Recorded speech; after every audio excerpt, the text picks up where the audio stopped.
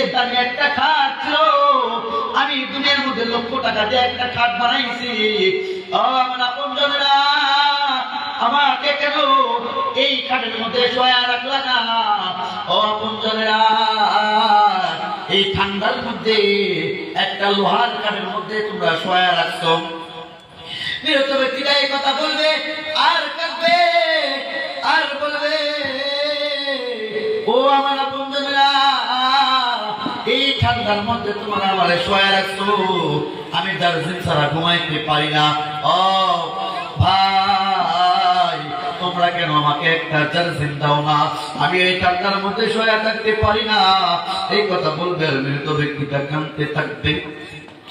একটু পরে তার আপনজনেরা তাকে গরম পানি করাইয়া যখন গোসল দিবে, মৃত ব্যক্তিটা কাঁদবে আর বলবে, ও আপনজন, আমি তো গরম পানি সহ্য করতে পারি না, কেন আমাকে তোমরা গরম পানি দিয়ে গোসল করাইতেছো? কেন আমাকে তোমরা গরম পানি দিয়ে গোসল করাইতেছো? একটু পর তার আপনজনের তার পেটের মধ্যে একটা ঝাঁটা মারবে, চাপ মারবে। ওই মৃত ব্যক্তিটা কাঁদতে থাকবে আর বলবে, হায় রে দুনিয়ার মানুষ, তোমরা যে আমার পেটের ভিতরে চাপ মারলা, আমি ওই চাপের ব্যথা সহ্য করতে পারি না। ও আমার বন্ধুরা, ও আমার বাবাজিরা, একটু খেয়াল করে শুনো, একটু মনোযোগ দিয়ে শুনো। এখনো যারা যারা দোকানে আড্ডা মারতেছো, একটু মরণের কথাটা স্মরণ করো।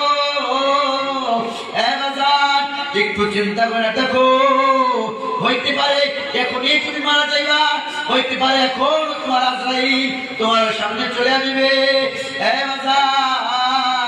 মনে রাখো, মৃত্যুটা তোমার কাছে মনে কইরা একটু দিলের কানটা লাগায় শুনবা।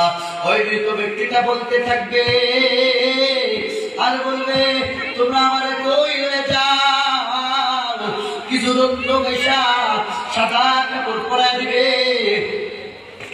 আর মৃত ব্যক্তিটা কাঁদতে থাকবে আর বলতে থাকবে, তোমরা কেন আমারে সাদা কাপড়ের মধ্যে শোয়াইতেছো?